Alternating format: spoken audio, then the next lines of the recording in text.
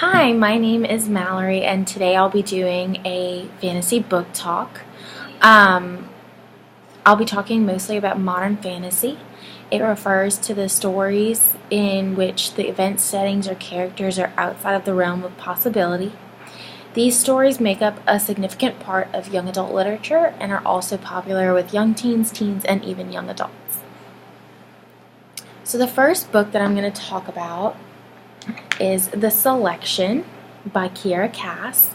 An interesting fact about Kiera Cass is that she hates when people fail to use their turn signal when driving. Do you like royalty, matchmaking, reality shows like The Bachelor, and love? You might like The Selection. The Selection tells the story of a young woman named America who is set to compete for Prince Maxen's heart with 34 other girls in the nation of Elia, which is the United States after an apocalyptic war. It is an opportunity for these girls to escape the caste system, which keeps them trapped in their communities, but it is not a dream come true for America, who is in love with someone else. So I'm going to read an excerpt that can be found on page 56. Miss America, Singer of Carolina, 5. I whipped my head back around, and there it was, the picture of me just after I'd found out Aspen was saving up to marry me. I looked radiant, hopeful, beautiful. I looked like I was in love, and some idiot thought that was love for Prince Maxen. Mom screamed by my ear, and May jumped up, sending popcorn everywhere. Jared got excited too and started dancing. Dad? It's hard to say, but I think he was secretly smiling behind his book. I missed what Maxen's expression was. The phone rang, and it didn't stop for days. Again, that was The Selection by Kiera Cass. So another aspect of modern fantasy fiction is horror. And horror is kind of a difficult genre for me to talk about because I don't like being scared that much. But I have read books that are considered horror. The book I'm going to talk to you about is Vampire Academy by Rochelle Mead. Rochelle Mead is an author that works continuously on 3 series. She has Georgina Kincaid, Dark Swan, and Vampire Academy. Vampire Academy is the only series she has written for young adult audiences, and it has a spin-off series called Bloodlines. If your parents have ever called you sassy, Rose Hathaway is definitely the hero for you. Vampire Academy is the story of 2 teenage girls, Rose and Lissa, who are a half-vampire and her vampire best friend, hidden away from our world. Rose is half-human, half-vampire hybrid, born and raised to protect the Moroi, which are the good vampires. Lissa is a Moroi, a gentle vampire, and the last surviving member of one of the 12 royal families. This series follows the adventures of Lissa and Rose as they navigate their dangerous world, one adventure at a time. This excerpt is going to be from page 9 through 10. 10 feet from the car, a man stepped directly into our path. We came to a screeching halt, and I jerked Lissa back by her arm. It was him, the guy I'd seen across the street watching me. He was older than us, maybe mid-20s, and as tall as I'd figured, probably 6'6" or 6'7". And under different circumstances, say when he wasn't holding up our desperate escape, I would have thought he was hot. Shoulder-length brown hair tied back in a short ponytail, dark brown eyes, a long brown coat, a duster I thought it was called. But his hotness was irrelevant now. He was only an obstacle keeping Lissa and me away from the car and our freedom. The footsteps behind us slowed, and I knew it, our pursuers had caught up.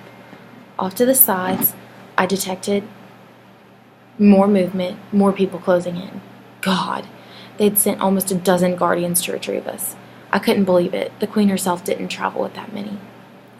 And going down a little further, my name is Dmitry Belikov, he said. I could hear a faint Russian accent. I've come to take you back to St. Vladimir's Academy, Princess.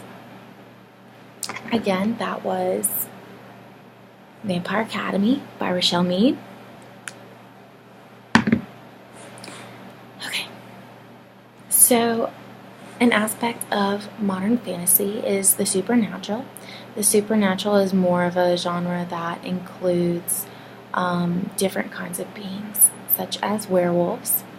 Nightshade by Andrea Kramer is the next book I'm going to talk about. And Andrea Kramer began writing novels when a horse broke her foot, which is kind of interesting. Would you risk everything you've ever known and cared about for love? That's a question that the main character in this book asks herself. Calla, a werewolf, falls in love with a human in the gripping novel Nightshade.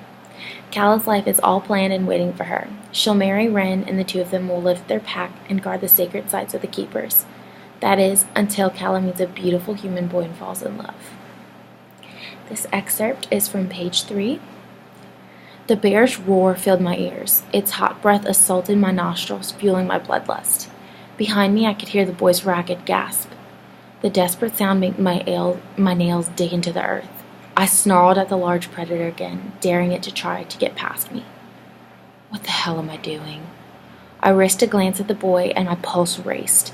His right hand pressed against the gashes in his thigh. Blood surged between his fingers, darkening his jeans until they looked streaked by black paint. Slashes in his shirt barely covered the red lacerations that marred his chest. A growl rose in my throat. I crouched low, muscles tensed, ready to strike. The grizzly rose onto its hind legs. I held my ground. Calla! That was from Nightshade by Andrea Kramer. So, something else that can be considered a modern fantasy is a quest adventure, meaning a journey. And that is exactly what happens in The Mermaid's Sister by Carrie Ann Noble. The author, Carrie Ann Noble, is a certified nurse aide and a newspaper writer. Do you ever wonder what it would be like to live in a world of magic with a mermaid for a sister? That's exactly what Clara experiences in living with her sister-turned-mermaid, Maren. The Mermaid's Sister tells the story of sisters Clara and Maren living with their aunt in a cottage high on a mountain. Auntie tells the story of how 3 orphaned infants found their way to her. Clara by a stork, Maren in a seashell, and their best friend O'Neill found beneath an apple tree. This excerpt is from page 10. Beneath a layer of alabaster skin, I see rows of pale green scales, starting just at the dainty curve of Maren's waist. Delicate scales, small and silver-edged. I am on my feet before I know it. I reach out and touch my sister's side, feeling the ridges. They are real, not a trick of the light as I'd hoped. I have kept my worries about Maren to myself for too long. Auntie, I whisper, can you cure her? Should I fetch the remedy book? Auntie is famous among the folk of the mountain for the medicines she concocts from our herb gardens and the bounty of the forest. No, child, Auntie's voice is gentle but firm. You know I cannot. There is no cure for being who you truly are. That was from The Mermaid's Sister by Carrie Ann Noble. The last book I'm going to talk about is a fantasy book. This book has some parts taken from fairy tales, so it's kind of different.